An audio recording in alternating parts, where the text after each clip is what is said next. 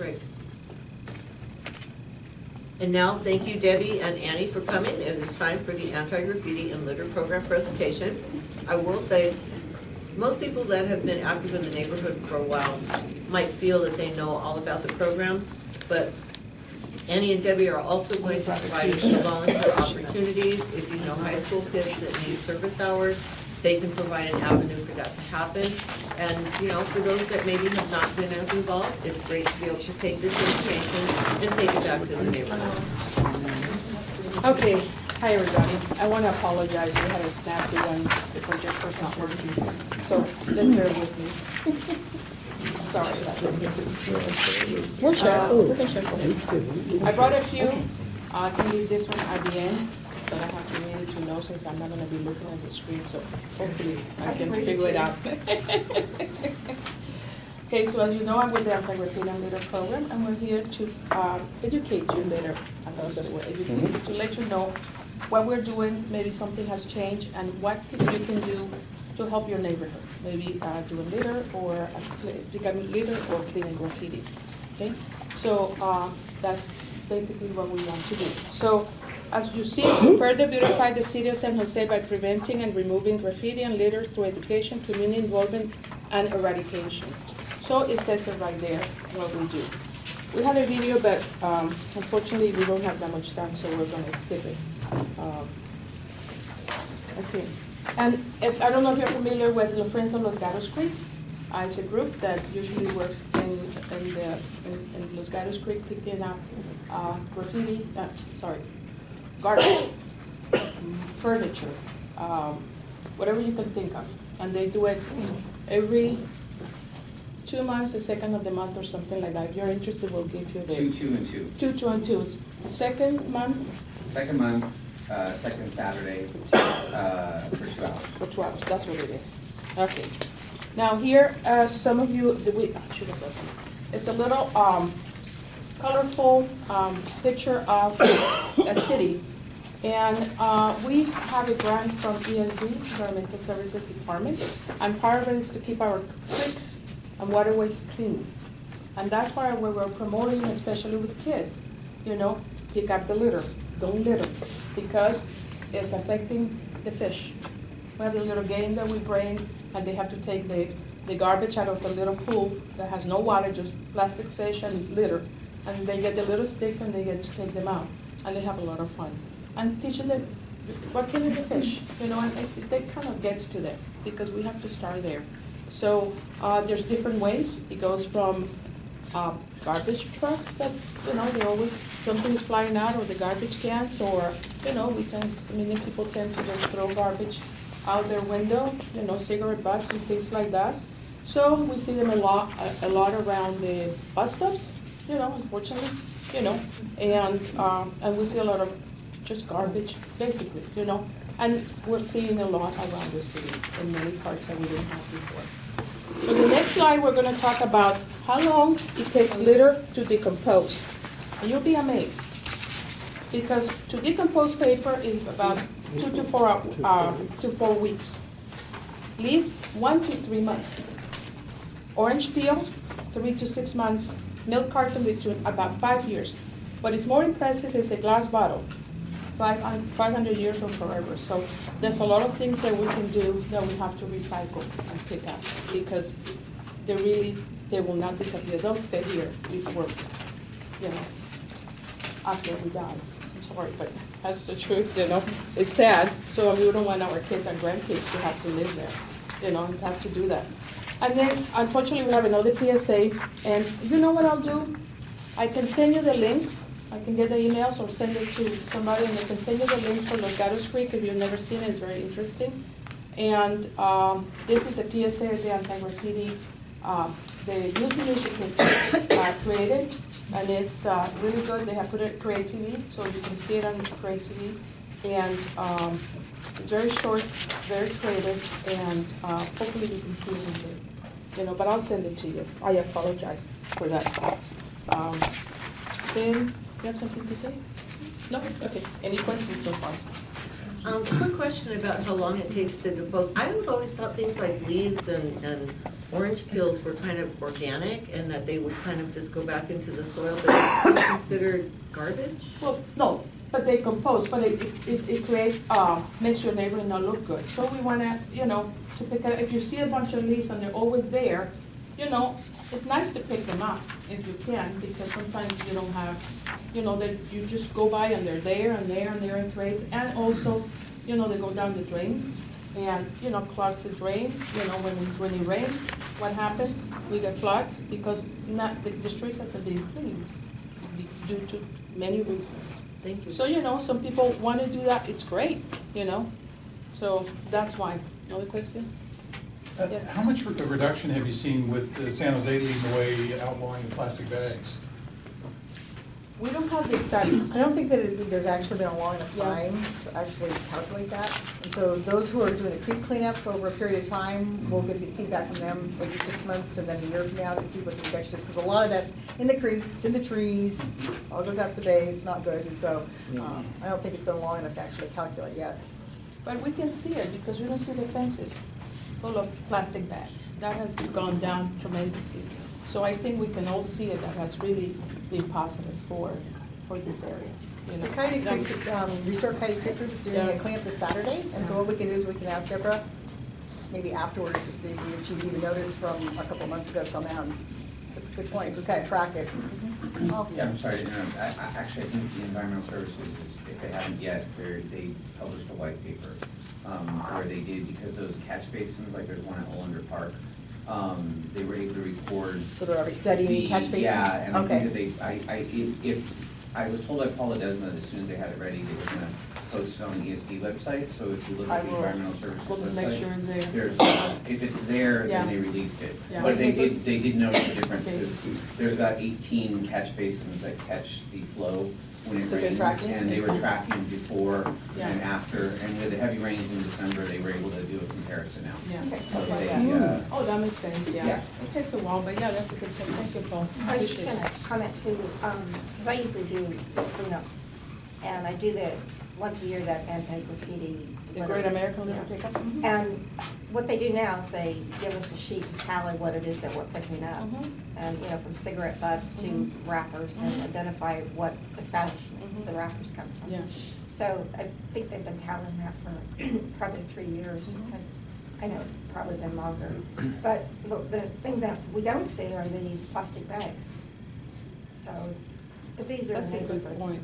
It's really And maybe interesting. now follow up with that, yeah. And the thing is that, Paul, do you have the answer to that? Do you know by any chance why they don't tally the plastic bags? You don't know that. You Oh, I know think we that. are still tallying them, I think, There's just few. yeah, Yeah, I okay. think Jenny's just pointing out that the I got it. count's going Yeah. down. It will be, but I don't think we ever pay attention to, I never pay attention to how many is white. So when the next one come up, I will make sure I'll pay attention to how many. That's an interesting point there.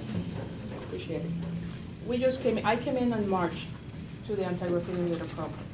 So, and then right there was the Great American Litter Pickup. So it was tough because we were just coming in and we had to do all this, so I apologize if but no, but it's been fun. It takes about a year to really get used to the place where you are. Anyways, so how does the graffiti and the litter affect the community? And I think it affects all of us, because our neighborhood looks ugly. You don't want to live there, If the streets are dirty, you usually, you don't go and shop there because, it's unsanitary, and looks ugly. It shows they don't care about the business. Some people think that, okay? Encourage criminal activity. Why? Because things that are left on the streets promote more stuff, and things get just really, people know they can do something there because nobody cares, because they are litter and graffiti. I'm not saying they don't care, but it takes longer to clean, okay? And of course, it can reduce property value. We know that, that's sad, that's the way it is, But anyways, and any of you has John is a volunteer with the anti-graffiti and litter program with the database? You are? That's it? I am. You too? No, yeah, you are. I don't know, there's 200 and something active, and there's more, so I don't remember all of them. So, also, so what do we do? How many of you know about the cleanup, the San Jose cleanup with the graffiti abatement? Cleanup app? I don't have it. San but I Jose know Clean, about it. it's not a cleanup, it's San Jose Clean, sorry. What it is you see graffiti, you can, and send it to, it goes to the contractor or to, usually a contractor, and then it gets farmed out basically, if needed. We get a password. Yes, you can still call and tell us, hey, I saw graffiti here and there, but it's an extra step and it might take longer to be clean. So if you don't have it, it's San Jose Clean, and it's free, of course. It's pretty easy to use. The only thing I tell people is I say it's GPS enabled, so take the picture, follow the instructions, stay there until it gets your address in order to, and then you do next, you submit it, because if you move, it's gonna take the address from the other place, okay? So it's pretty easy, and it is for iPhone, iPad, Android, okay? And also, the 800 number is the 866-249-0543, and you don't have to memorize it. I have some, I'll give it to you in a little brochure, okay? So you don't have to memorize it. And the contractor is called GPC, is the contractor that's been abating at certain places. So what do we do?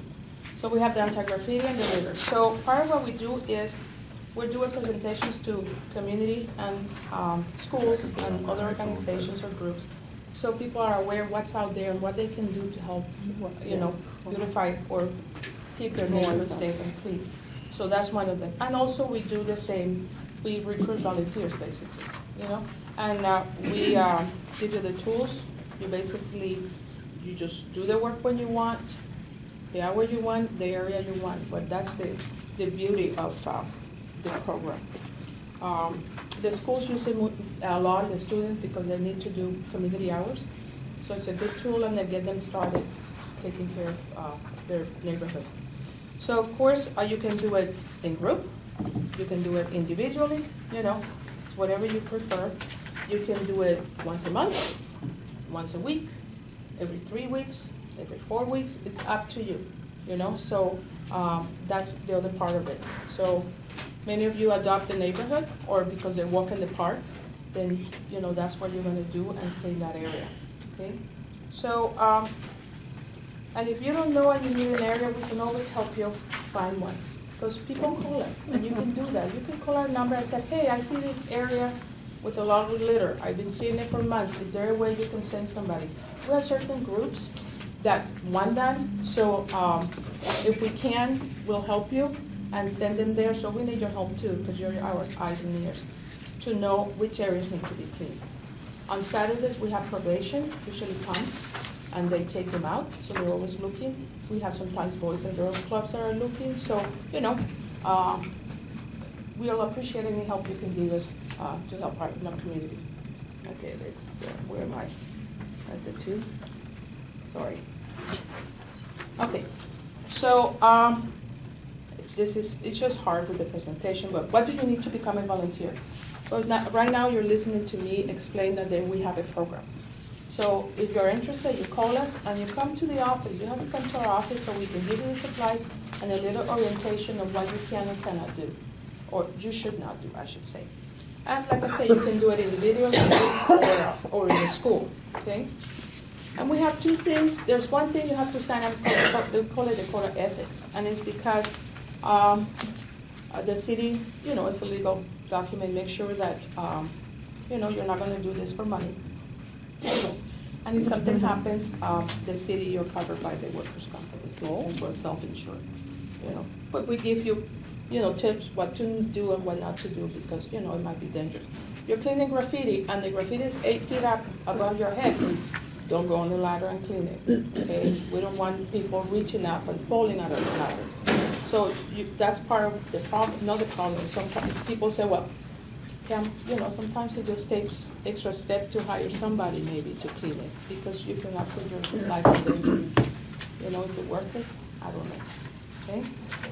So, this is what I don't have room, but I'll show you. So we give you, for the anti-graffiti, if I need to stop, then you know. For the anti-graffiti, we have a little kit. So you get this bucket so you can keep your mask, because this is the solvent. We give a little one, there's bigger one. So, you know, this is, you have, you know, this can spray on your face or something. And so be careful. We don't recommend you do it in a windy day. We have goggles, we have gloves, you get good gloves, a rag, and a sponge. Sometimes you need to scrub a little. What's the magic wand? I thought you had a magic wand. Yeah. I wish. That's your app. That's your, yeah. That works great. So you get this, and whenever you need more supplies, you just have to call us coming in, and we'll give you more. And what's nice is it's in this little bucket that you can carry in your car, you know, with no problem. So it's pretty handy. Okay. And and also you get. Sorry, I put it down here. Where is it? You can also get this and the thing to hold the roller. So you get both, and you can get the grade and everything. So we give you everything, a brush. So we give you everything. And for the litter, what did I do with it? Sorry, no, sorry. I got it over here. So you get the little stick that I didn't bring, so the little picker wrapper. I have too many things. The volunteer vest, you know, it's bright and says volunteer. Okay. You get this bag. You get gloves, heavy duty gloves, because sometimes you find something that the picker up the stick doesn't want to pick it up, and you might go down and reach for it. Make sure you don't get something that's sharp, you know, that can hurt you. Then we give you the bags. And these are the bags that we use. It's the same ones that many of you have seen for the Little American Little Pickup, for the big bags. Okay? So you got a lot there. But what we ask you is don't fill them all the way to the top, do about a third, because then they get too heavy and they need to be able to close. And what the beauty of this is, as we know, if you have extra garbage in your city of San Jose, you have to pay for the extra garbage if you have it back. So we give you the stickers to put on the bag, so you don't have to pay for anything. Give the sticker, so. Yes. So, you know, you're helping us, we help you. You know, it's a partnership. So, any questions so far? I'm sorry, where do you get this? We're located at 1661 Center Road, and I'll give you The back page, the very last Oh, page. thank you. Yeah. Well, not everybody has it, but why don't I do this? Why don't I do this? Why don't I pass them? And can you pass them, please? And in this brochure, we'll show you, you know, some of what I did. And right here, at the end, part of it is the address and the location. So if you, before you come, call us and make an appointment to make sure we're there, okay? And to explain how you get there can be a little tricky at the beginning since it's a big warehouse. I don't know if any of you know that used to be at Center Field and used to be the beach nut plant, and that's where we're located. So, and we're kind of in the back in the hidden corner. So just come in and we'll help you. So some of you have known. Excuse me, Bob has a question. Yes, sorry. Actually, I've got a comment, positive Yes. one, reference to that cleanup app. Yeah. I've been using it over in my area for a while now, and it's not unusual to see the graffiti gone the next day. A lot of times, it's very rare that it's there more than 2 days. They're very quick, very Yeah. clean, and very efficient. And you know, if it's in private property, the owner is responsible. So that's the other thing, is reaching out to the property owners, informing them. They have to paint it, they have to clean it, you know, because it detracts from their property. So that's part of the battle is for the property owners to clean it. You know, that's very hard. So, are you saying if we send in some graffiti that's on private property, Yeah. then what happens? We get the call, we have one person that will get the information, go drive to the location, verify that the graffiti is there. After that person verifies that the graffiti is there, go back to the office and send them a letter asking them to please clean it. Then Go ahead, no, No, that's no, okay. sorry. Sorry. I've seen GPC, they will mitigate the graffiti even on private property. Do they? There's exceptions to every rule, okay, so I'm not gonna go in details, but I there's think exceptions. the pattern I've seen is if it's like facing the street side of a wall, Yeah. they'll take care of that because they're standing on public property when they're doing it. Right. But for example, there's one that hasn't been cleaned up yet that's up on the second story of the Mhm. store. They climbed up on top of the store and covered the whole wall of it. And that they reported to the owner as something to And do if it's because they have to offensive? go on the private Yeah. property to do If it. it's offensive, gang-related, or somehow, they will clean it even in private property, because it needs to be cleaned, okay? And generally the business districts, Jeff. Yes, the business Okay. district, yeah. So, So these, some of the things that have changed, for Yeah. those of you who have been around the graffiti program for a number of years. In the past, the graffiti program cleaned everything, anything and everything.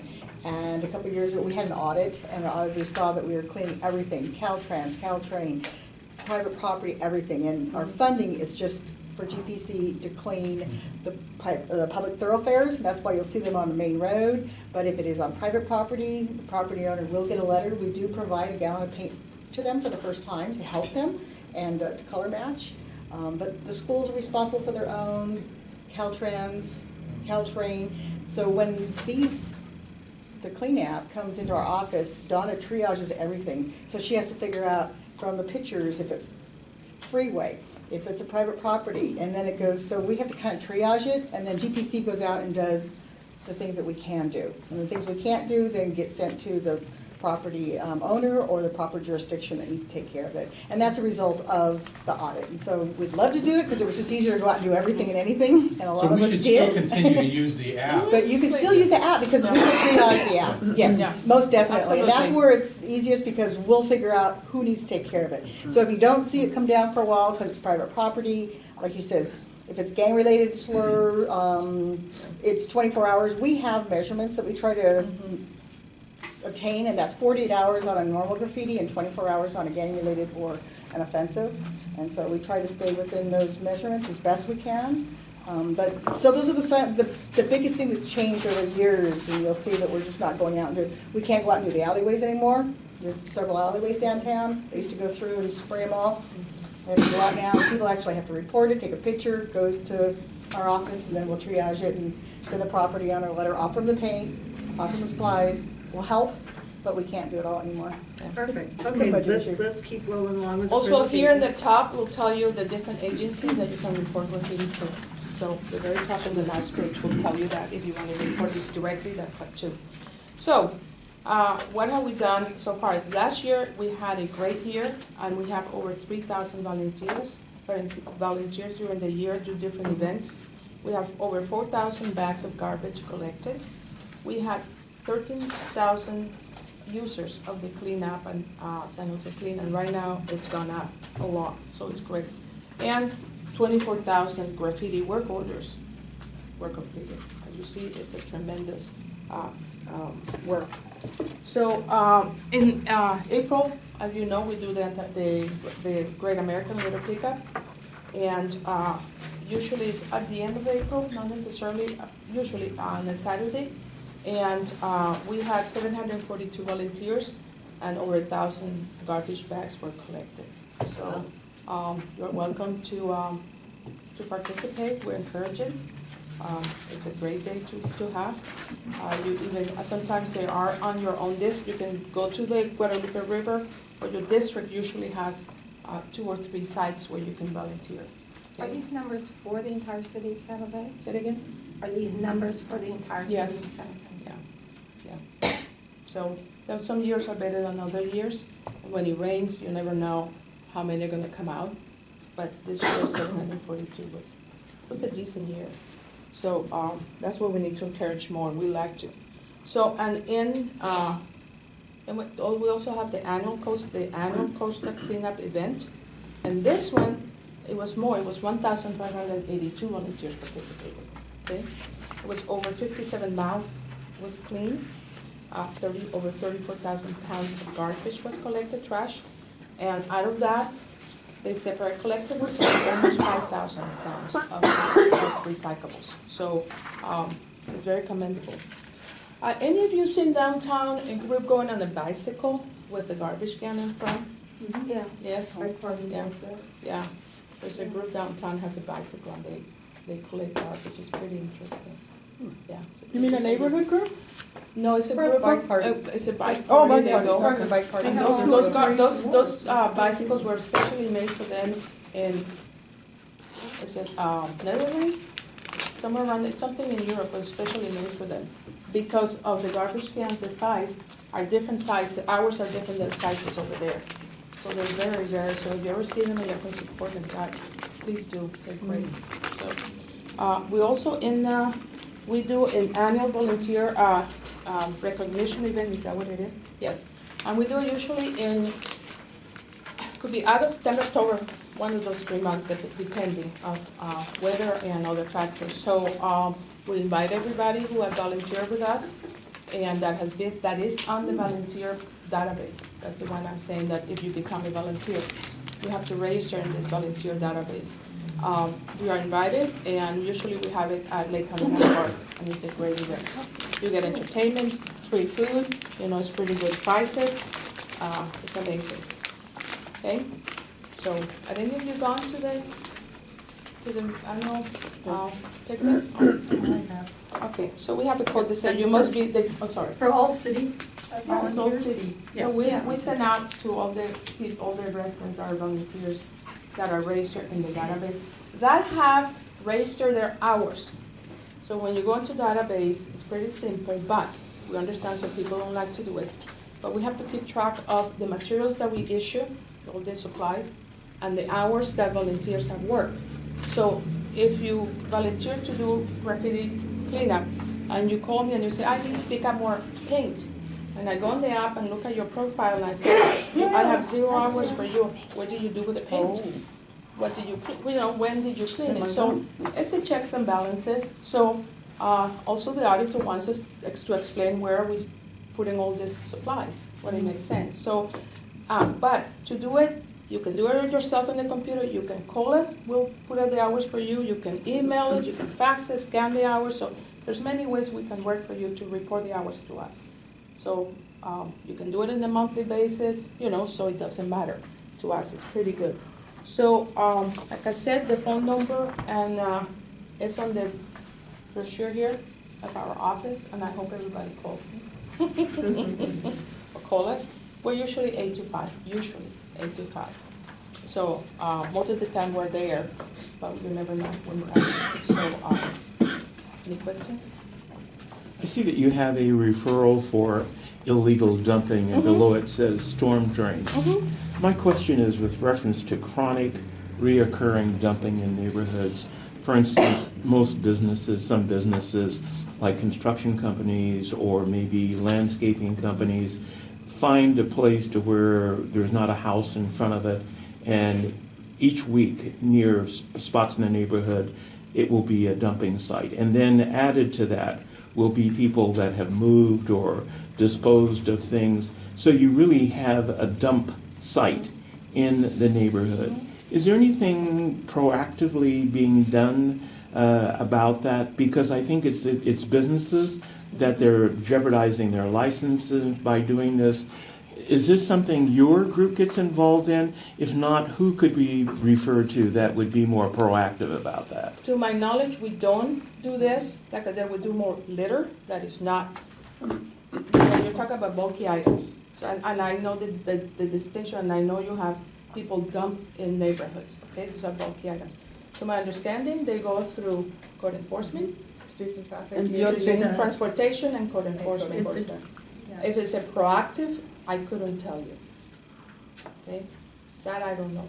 I think I about, and I apologize. think it's some of the things that the kinds of things that you were dealing with before about the chronic kinds of situations. And it seems as though that each week we are just constantly doing the same thing over and over and over again. And I just wonder if it's something, council member, that we could do with reference to some maybe police involvement or something, or the licensing that is involved with this. And these people are doing it in neighborhoods that are transitional. They realize that people are not as proactive. They wouldn't do that in Saratoga or some kind of way of doing it. And I just think, and the trestle, the train trestle, that's what I was talking about, the situation with you.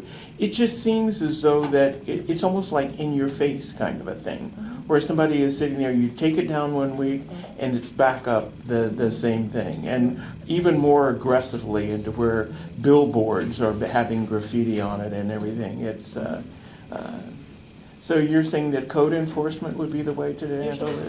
Or DOT. Yeah, if it's in the street, or if it's on a, If it's on on the house property. right away up to the sidewalk, where the park strip is, so street, park strip, sidewalk would be DOT. Anything past the sidewalk in is private property, and then it would be code enforcement. If it's something that's done on a constant basis, somebody has to be seen doing it. So if you have a license number, you see somebody doing it, you can't go after somebody when you don't know who the phantom is. And so if it's something that you can find out who's doing it, then code enforcement can go talk with them, and they will, because they don't want to be going out there constantly either, having to pick it up. But it's really hard. You'll see the $1,000 dumps, fine fees, and it's all right there, right underneath the sign. And I understand it is frustrating, but we have to be able to identify who's doing it in order to go after them. Thank you for bringing up that point, Levy. We're actually running a little bit over time, if we can just kind of keep moving. That's it. So all I have is I'm going to leave you some pens, and these are pens and highlighters in one side. So I don't know how many are you, but just pass it around.